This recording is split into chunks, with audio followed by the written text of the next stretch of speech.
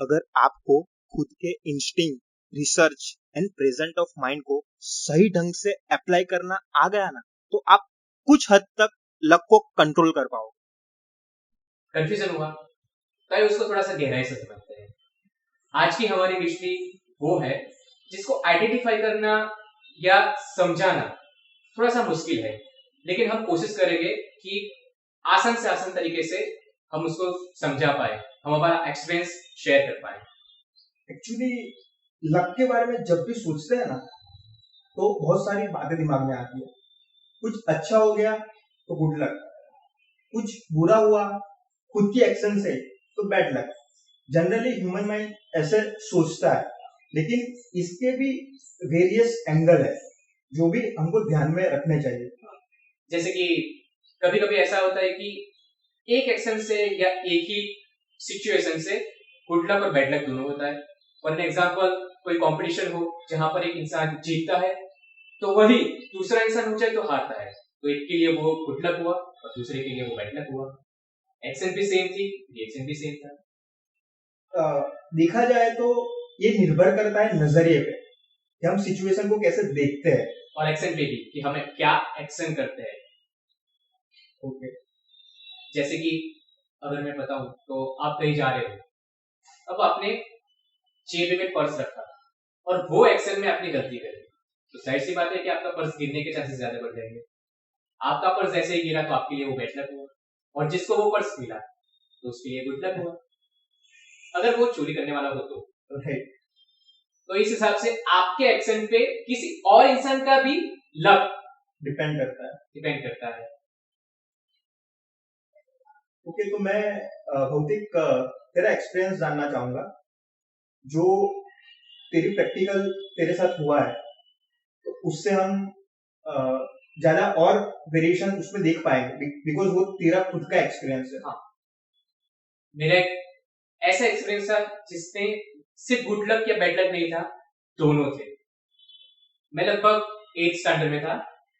उस टाइम मुझे इतनी स्विमिंग आती नहीं थी, तो घर वालों ने कहा कि स्विमिंग ज्वाइन कर ले, सीख ले, तो मैंने ज्वाइन कर ली।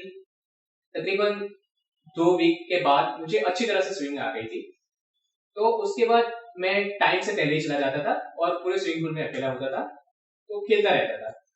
तो उस टाइम मैंने देखा कि स्विमिंग पूल के जो डीपर पार्ट होता है, जहां पर पानी लगभग 13 फीट गहरा था, तो वहां पर नीचे कुछ पेड़ के पन्ने पड़े हुए थे। तो मैंने सोचा कि एक काम करता हूँ, हर एक बार में एक अंडर वाटर करके एक एक लीफ ऊपर ला के रखूंगा। यानी तूने जब स्विमिंग सीख लिया था या तेरा स्टार्टिंग फेज था वो? वैसे तो देखा जाए तो 2 वीक में स्टार्टिंग ही कह सकते हैं, लेकिन आ भी गया था मुझे कि कैसे करना है, लेकिन मैं उसमें मास्टर नहीं था। सिर्फ मुझे आता था कि कैसे करना है, लेकिन वो नहीं आता था कि अगर मैं कुछ हुआ तो उस सिचुएशन से बाहर कैसे निकलूं, वो मुझे नहीं पता था। लेकिन छोटा था तो दिमाग में बस यही था कि बस मुझे आ गया। यानी तूने 2 वीक सीखा और तूने तुरंत जो एकदम गहरा वाले चीज को वो ट्राई करना, फिर वो नेचर इंस्टिंक्ट का तूने किया। तो उसके बाद नीचे तकरीबन 12-13 लीफ पड़े थे, तो मैंने सोचा कि देखते क्या होता है। तो मैं, यानी वो जो डीप जोन होता है उसमें? ओके। तो मैं पहली बार गया, नीचे सरफेस पे पड़े लिफ्ट को उठाया और फिर पैर से पुश करके वापस ऊपर आया और बाहर रख दिया। ऐसे करके मैं बारी बारी जाने लगा। और गहराई कितनी थी? 13 फुट। 13 फुट। और फिर नॉर्मली जब मैं 5th या मतलब 5वीं या 6ठी बार जब मैं गया, तब मुझसे गलती हो गई। नीचे हम पैरों को पुश करके ऊपर आते हैं, उस समय मेरे पैर स्लिप हो गए। और मेरी सबसे खराब बात ये थी कि मैं जब अंडर वाटर कर रहा था ना, तब मैं कुछ देख नहीं पाता था कि क्लोरीन की वजह से आंख बहुत जलती थी, सो मैं ज्यादातर आंखों को बंद रखता था। और उस टाइम जब मेरा पैर स्लिप हुआ, तब मुझे ये अंदाजा ही नहीं आया पानी में कि कौन सा सरफेस है कौन सा बॉटम है। तो उसकी वजह से मैं पहले घबरा गया और मैं बस कहीं पे भी तैरने लगा, लेकिन एक्चुअली मैं सरफेस पे आ ही नहीं रहा था। पूरी तरह से डर चुका था। मैंने जितना भी श्वास रोका था वो धीरे धीरे कम हो रहा था। बस मैं तैर रहा था, लेकिन मुझे आइडिया नहीं था कि मैं नीचे जा रहा हूँ कि ऊपर जा रहा हूँ। और तब पता चला कि मेरा सर जमीन से टकराया, मतलब कि मैं ऊपर गया ही नहीं था। तू सरफेस पे ही था। हाँ, मैं अभी तक सरफेस पे ही था। मैंने बहुत कोशिश की लेकिन समझ में नहीं आया था। मैंने आंख भी खोलने की कोशिश की लेकिन जलन इतनी थी कि कुछ समझ में नहीं आया कि क्या करूं क्या नहीं। और बस ऑक्सीजन लेवल खत्म ही होने वाला था मेरा, तभी मेरे दिमाग में एक आइडिया कि मतलब क्या करूं मैं, कुछ भी समझ में नहीं आ रहा कि क्या करूं क्या नहीं। एक टाइम पे ऐसा सिचुएशन आ गई थी कि मैंने एक्चुअली में हार ही मान ली थी कि मतलब कुछ ही नहीं कर पा रहा था, क्योंकि मुझे डायरेक्शन ही नहीं पता चल रहा था कि कहां पर जाऊं, कैसे जाऊं, क्या करूं। उस टाइम पे तेरा माइंडसेट क्या चल रहा था, मैं थॉट प्रोसेस क्या था? एक चीज बताना चाहता हूँ, मेरा पर्सनल एक्सपीरियंस है। मैं नहीं जानता कि सबके साथ ये हुआ है लेकिन नहीं, लेकिन मैं मौत से इतना करीब था और उस वक्त लगभग 5 से 6 सेकंड के अंदर मुझे अपनी पूरी मेमोरी याद आ गई थी। मेरा स्टार्टिंग का स्टेज से लेके अभी तक था 5 सेकंड में पूरी मेमोरी के कौन था, मतलब मैं जिसे चाहता हूँ, जो परिवार मुझे चाहता है, मेरे फ्रेंड कितने हैं, मेरे दुश्मन कितने हैं, सब मेरी आंखों के सामने आ गए थे बस वो 5 सेकंड में। कैसे पॉसिबल है मैं खुद नहीं जानता।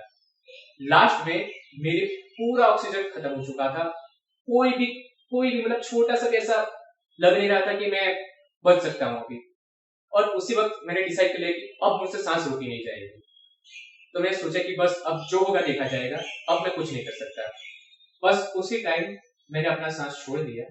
और जाहिर सी बात है, अगर जैसे आप अपना सांस छोड़ते हो तो पानी, तूने सरेंडर कर दिया। मैंने सरेंडर कर दिया था कि बस सब कुछ तूने ट्राई कर लिया, जितना तड़पना था मैंने तड़प लिया। अब इससे ज्यादा मैं अगर सांस रोकूंगा तो वैसे बेहोश होकर मर जाऊंगा। सो देखा जाएगा जो भी होगा। और मैंने बस सांस छोड़ दी। और सबसे मेन रीजन है कि ये जब मैं 5 से 6 सेकंड में सोच रहा था ना, उस वक्त मैं कोई भी रिएक्शन नहीं कर रहा था, मतलब बॉडी रिएक्शन कोई भी नहीं था मेरा, जो भी था दिमाग से था। और मैंने जैसे ही सांस छोड़ा मेरे मुंह में पानी आना थोड़ा सा शुरू हुआ। मैंने सोचा ओके खत्म, लेकिन तभी एक ही सेकंड में मेरा मुंह पानी से बाहर आ गया। मतलब कि हुआ क्या था कि जिस समय मैंने सरेंडर कर लिया था, वो जो 5 से 6 सेकंड थे ना, उसमें मैंने बॉडी का रिएक्शन नहीं किया था, मतलब मेरी बॉडी को मैंने रिलैक्स कर दिया था, लेकिन वो मुझे नहीं पता था। और स्विमिंग पूल की बात है कि अगर आप जितना भी, अगर आपको तैरना नहीं आता या कुछ भी हो, आप जितनी कोशिश करते हो ना उतने डूबते जाते हो, लेकिन अगर आप रिलैक्स हो जाते हो ना तो बॉडी अपने आप पानी से ऊपर आ जाती है, यानी जो हमारा नेचर पोजीशन होता है वो। हाँ, तो बस उसी समय मेरे मुंह में थोड़ा सा पानी जरूर गया था, लेकिन जैसे ही 1 सेकंड में मेरा मुंह ऊपर आ गया और पूरी तरह से सांस ली मैंने। फिर तो इसमें यही बताना चाहता हूँ कि बैड लक भी था और लक भी था। बैड लक ये था कि मैंने गलती की कि जिस हिसाब से मुझे फोर्स पैर से लगाना था सरफेस पे, वो नहीं लगा पाया था। मैंने जल्दबाजी में फोर्स लगाया था जिससे मैं स्लिप हो गया था, तो वो मेरा बैड लक हुआ।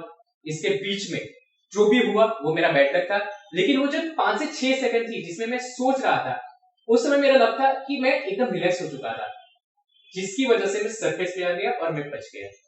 ये मेरा लाइफ का बहुत ही बेहतरीन एक्सपीरियंस था, और खराब भी एक्सपीरियंस कह सकते हैं दोनों। देखा जाए तो लक बात भी है कि मैं बच गया, हाँ, और बैड लक भी है कि मुझे ऐसा एक्सपीरियंस करना पड़ा। कहते हैं ना कि कभी कभी किसी इंसान के एक्सपीरियंस से भी दूसरों को सीख मिलती है। डीप में जाके अगर हम इस चीज को देखते हैं तो अंडरस्टैंडिंग जब हम छोड़ देते हैं, हाँ, यानी एक फ्लो में आके करते हैं कि चलो ना कुछ नहीं होगा, हाँ, और उसके बाद अगर कुछ गलत होता है तो ज्यादातर हम उसे मान लेते कि यार वो बैड लक था, वो हम नहीं समझते कि वो हमारी बेवकूफी है। राइट, एक्शन तो हम नहीं ली थी। हाँ, और ज्यादातर हम लक को बस यही मान के चलते, अरे वो तो लक था मेरा, लेकिन हम वो नहीं सोचते कि वो लक आया कैसे। यस, प्रैक्टिकली क्या हुआ था। हाँ, राइट। कभी कभी ऐसा भी होता है कि इंसान की लाइफ में लक या बैड लक नहीं होता है, वो न्यूट्रल होते हैं। For an example Tushar Hatila. Actually बताना चाहूंगा दोस्तों, जब हम इस टॉपिक के बारे में हम नेचर ऐसे डिस्कस कर रहे थे ना, तो मैंने जैसे इसको पूछा तो इसने मुझे पूछा कि what is your good luck और बैड लक। तो मैं ऐसे सोचने लगा कि नेचुरली क्या होता है, कोई भी हमारी लाइफ में घटना घटी या कुछ भी होता है तो तुरंत हमको याद आ, लेकिन मैंने जब सोचने में बैठा ना कि क्या मेरी लाइफ में ऐसे गुड लक या बैड लक की कुछ घटना हुई, तो मैं ऐसा ब्लैंक ही रहा। तो ऑनेस्टली बताना चाहूंगा, राइट नाउ मैं न्यूट्रल हूं एकदम, कि मेरा लाइफ में ऐसी कुछ मेजर गुड लक या बैड लक नहीं हुआ है। फिलोसॉफिकल अगर मैं बात करने जाऊंगा ना, तो फैमिली मेरी बहुत अच्छी है, उसमें मैं बहुत लकी हूँ, लेकिन वो एंगल एक फिलोसॉफिकली टाइप और वो हो जाएगा। लेकिन प्रैक्टिकली जो कुछ इंसिडेंट होता है ना, तो नेचुरली ऐसा कोई इंसिडेंट अभी तक मेरे लाइफ में मेरे को याद नहीं आ रहा कि ये मेरा एकदम गुड लक था बैड लक था। तो राइट नाउ मैं एकदम न्यूट्रल हूँ।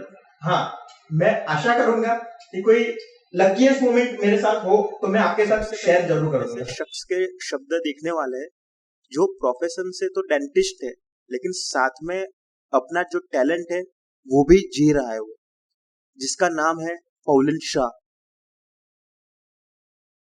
ધરમના નામનો ધંધો હવે તું બંધ કરીને જો, જન્માક્ષર જન્મકુંડળી બધું હેઠે મૂકીને જો, મંદિરમાં કે મસ્જિદમાં કદી મળતો નથી ઈશ્વર, તું ભીતરમાં ખુલી જઈને બધું शाश्वत કરીને જો। चलो अब गाना सुनते हैं। बात मैं कर रहा हूँ गजपाल एसजी के बारे में, जो पेशे से सॉफ्टवेयर इंजीनियर है और साथ में गाना भी गाता है। किस्मत का खेल है सारा, फिरता था मैं आवारा, ये क्या से क्या हो गया। 4 दिन की जिंदगानी, हर पल एक नई कहानी, क्या था मैं क्या बन गया। क्या हुआ जो नारी छूटी, जीवन की गाड़ी लूटी, ख्वाब है तो मुझको ना जगा। जिंदगी एक पल में साली क्यों पलट गई हमारी, छूट है तो मुझको ना बता।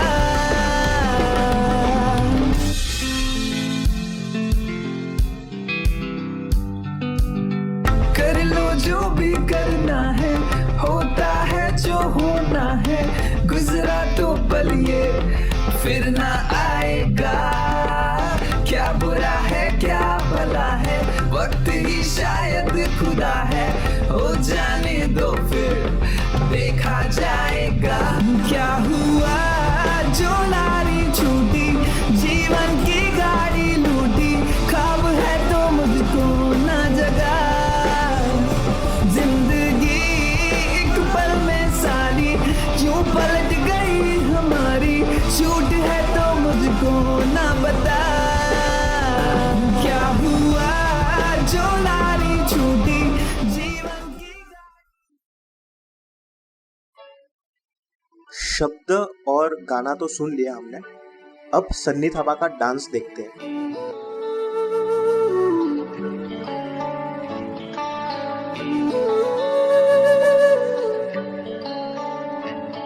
किस्मत बदलदी वेखी मैं, जग बदलदा वेखिया मैं, बदलदे वेखे अपने मैं, रब बदलदा वेखिया। किस्मत बदलदी वेखी मैं, जग बदलदा वेखिया मैं, बदलदे वेखे अपने मैं, रब बदलदा वेखिया। सब कुछ बदल गया मेरा, सब कुछ बदल गया मेरा, चल जर ही जावांगी। वे जे हुण तू भी बदल गया मैं ते, वे जे हुण तू भी बदल गया मैं ते मर ही जावांगी। वे जे हुण तू भी बदल गया मैं ते मर ही जावांगी। अब आप स्टार्टिंग की लाइन समझ ही गए होंगे। अगर हम लाइफ में थोड़े भी अवेयर रहे ना तो शायद हम लकी ना हो पाए, लेकिन जो हमारा बैड लक होता है ना उसको हम जरूर कम कर पाएंगे।